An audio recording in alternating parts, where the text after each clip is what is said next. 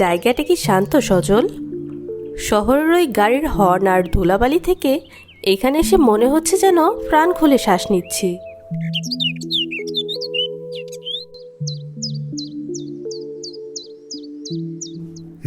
পরিবেশটা সত্যিই খুব সুন্দর, তবে বাড়িটা অনেক দিনের পুরনো তো, তাই একটু মেরামত করতে হবে। আর এই আম গাছটা দেখেছো? বাপরে, কি বিশাল! মনে হচ্ছে যেন পুরো বাড়িটাকে নিজের ছায়া দিয়ে পরম মমতায় আগলে রেখেছে।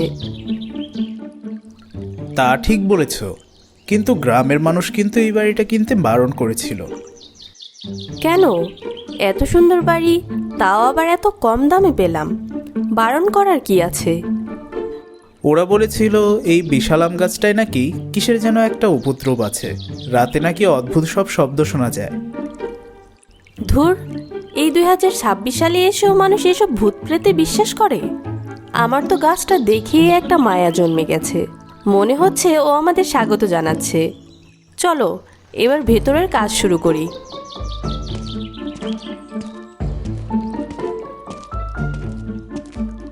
আমার গাছের ছায়ায় দাঁড়িয়ে আমার নামে বদনাম? কত যুগ ধরে এই গাছটা আমি পাহারা দিচ্ছি। এই গাছই আমার স্বামীর শেষ স্মৃতি। আমি বেঁচে থাকতে, মানে আমি ভূত থাকতে, কেউ ওই গাছের একটা পাতাও ছিঁড়তে পারবে না। কিন্তু আজকাল আমার হয়েছে কি, কিছুই তো মনে রাখতে পারি না, মন্ত্রগুলো সব গুলিয়ে যায়। যাই হোক, আজ রাতে এমন ভয় দেখাবো যে এরা বাপ বাপ বলে পালাবে।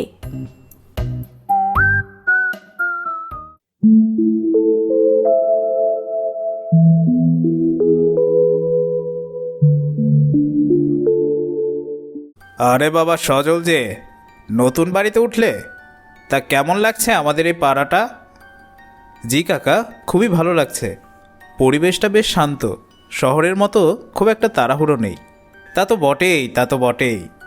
তবে বাবা একটা কথা বলি, কিছু মনে করো না। এই বাড়িটা যে কিনলে, কেনার আগে একটু গ্রামের বয়স্ক মানুষদের সাথে কথা তো বলতে পারতে। কেন কাকা, কোনো সমস্যা আছে নাকি? কাগজপত্র তো সব ঠিকই দেখলাম। আরে কাগজের কথা কে বলেছে? সমস্যা তো ওই বিশাল আম গাছটায়। ওই গাছে একটা ভয়ঙ্কর শাকচুন্নি থাকে। শাকচুন্নি মানে? ভূত? হ্যাঁ বাবা, আজ পর্যন্ত এই বাড়িতে কেউ টিকতে পারেনি। রাতের বেলায় নাকি গলা টিপে ধরে। তোমরা বরং এক কাজ করো। কি কাজ কাকা? বাড়িটা জলের দামে আমার কাছে বেচে দিয়ে তোমরা শহরে ফিরে যাও। আমি না হয় এই অভিশপ্ত বাড়িটার ঝুঁকিটা নিয়ে নেব। তোমাদের তো আর বিপদে ফেলতে পারি না, তাই না? কাকা, আপনার উপদেশের জন্য ধন্যবাদ, কিন্তু আমি ওসব ভূত প্রেতে একদম বিশ্বাস করি না। আর গাছটাও আমার খুব পছন্দ হয়েছে, বাড়ি বিক্রির কোনো প্রশ্নই ওঠে না। আচ্ছা বাবা, যা ভালো বোঝো করো, পরে কিন্তু এই মুরাদ কাকাকে দোষ দিতে পারবে না। শহরের বেশি বোঝা ছেলে। আচ্ছা দেখাচ্ছি মজা। এই মুরাদ কাকার নজর যখন পড়েছে, তখন ওই জমি আর আম গাছ আমি নিয়েই ছাড়ব। সোজা আঙুলে যদি ঘি না ওঠে, আঙুল তাহলে তো বাঁকাতেই হবে।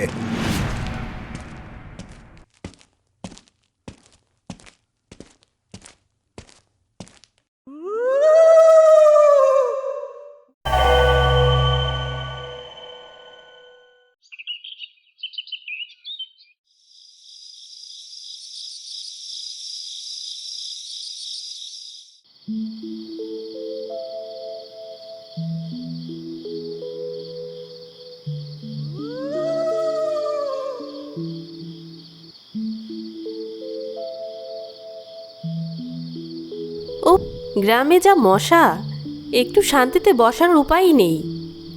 হ্যাঁ, কয়েলটাও তো আনতে ভুলে গেছি। মনে হচ্ছে আজ রাতে মশার কামড়ে খবর হয়ে যাবে। এই তো সুযোগ, এইবার বাচ্চা দলেরা বুঝবে মজা। দাঁড়াও, এমন এক ছাক বিষাক্ত পোকা আর চামচি কানছি, ভয়ে তোদের রক্ত শুকিয়ে যাবে। মন্ত্রটা যেন কি ছিল? শ্বশুরে আয়, কামড়ে ওদের রক্ত খা। তারা এবার দেখাচ্ছি মজা। শ্বশুরে আয়, জোনাকি দিয়ে ভরে যা। আরে সজল দেখো, এত জোনাকি পোকা কোথা থেকে এলো? এত জোনাকি পোকা বা বা, কি মায়াবী লাগছে চারিদিকটা। আর জোনাকির আলো দেখে মশাও সব পালিয়েছে। মনে হচ্ছে যেন কেউ আমাদের মশার হাত থেকে বাঁচানোর জন্য এগুলো পাঠিয়েছে। হায় রে আমার পোড়া কপাল, ভয়ঙ্কর পোকা আনতে গিয়ে জোনাকি পোকা এনে দিলাম। আমি কি শাকচুন্নি নাকি মশার ম্যাজিক কয়েল? ভয় দেখাতে গিয়ে ওদের আমি রোমান্টিক পরিবেশ বানিয়ে দিলাম। আমার মন্ত্রগুলো সব এমন উল্টাপাল্টা কাজ করে কেন?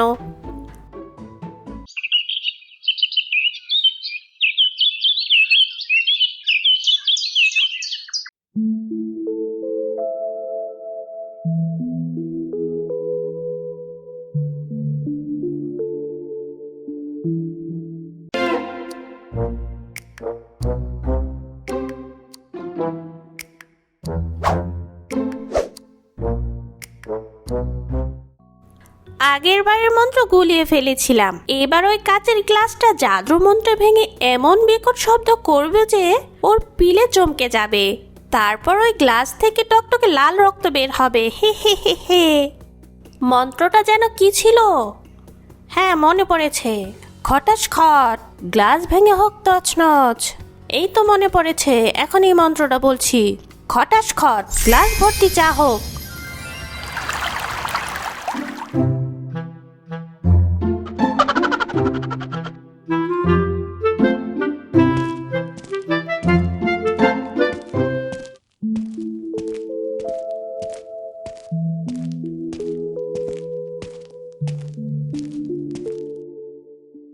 আরে বাহ, চা কোত্থেকে এলো?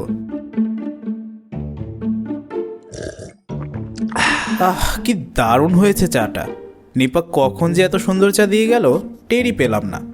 নিপা, চাটা কিন্তু দারুণ বানিয়েছো। সারাদিনের ক্লান্তি একদম দূর হয়ে গেল। আমি তো চা বানাইনি সজল, তুমি কি নিজেই বানিয়ে এনেছিলে? তাই নাকি? তাহলে আমি কি নিজেই বানিয়েছিলাম? কাজের চাপে হয়তো ভুলেই গেছি। আমি কি শাকচুন্নি নাকি চায়ের দোকানের বয়? ভয় দেখাতে গিয়ে ওকে গরম চা বানিয়ে খাওয়াচ্ছি। আমার নিজেরই তো এবার নিজের উপর রাগ লাগছে। সেই দিন রাতে সজল ও নিপা বিছানায় শুয়ে ঘুমাচ্ছিল। একটি পাতলা কাঁথা তাদের পায়ের কাছে পড়ে আছে।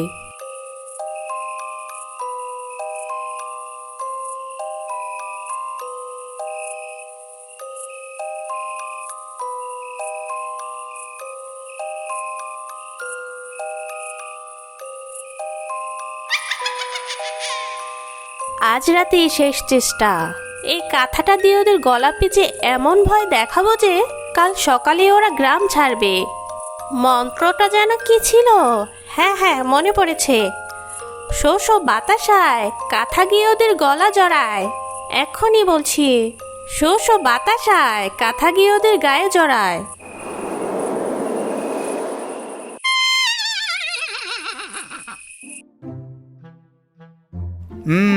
খুব ভালো করেছো নিপা, কাঁথাটা টেনে দিয়ে।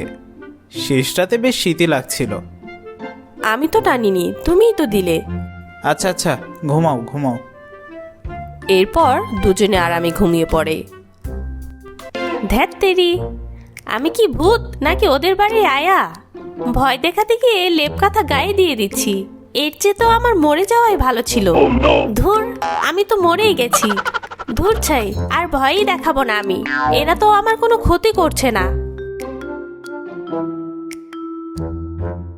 পরের দিন রাতে মুরাদ কাকা হাতে একটা বোতল নিয়ে চুপি চুপি আম গাছের নিচে আসে।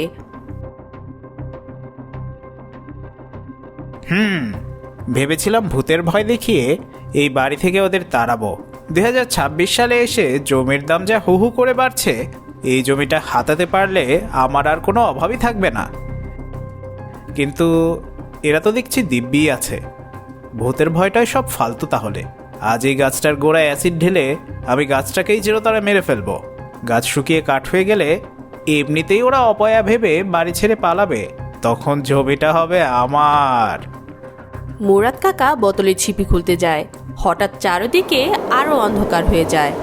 গাছের উপর থেকে শাকচুন্নি মুরাদ কাকার সামনে নেমে আসে। জোরালো বাতাস বইতে শুরু করে।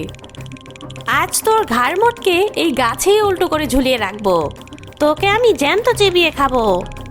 ওরে বাবা রে, আমাকে খেয়ে ফেললো রে, আমাকে ছেড়ে দাও। আমি আর কোনোদিন এই বাড়ির ত্রিসীমানায় আসবো না। আমি লোভী, আমি খারাপ, আমাকে মেরো না, বাঁচাও। মুরাদ কাকা দৌড়ে সেখান থেকে পালিয়ে চলে গেল।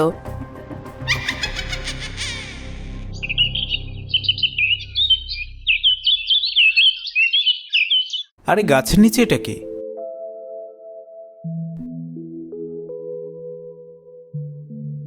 এটা তো একটা অ্যাসিডের বোতল।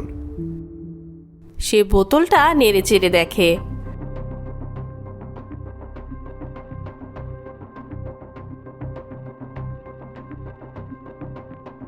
কাল রাতে মনে হলো মুরাদ কাকার চিৎকার শুনতে পেলাম। নিপা, তুমিও কি শুনতে পেয়েছিলে? হ্যাঁ, আমারও তো তাই মনে হয়েছিল। তার মানে মুরাদ কাকা এই রাতে এই গাছটার ক্ষতি করতে এসেছিল।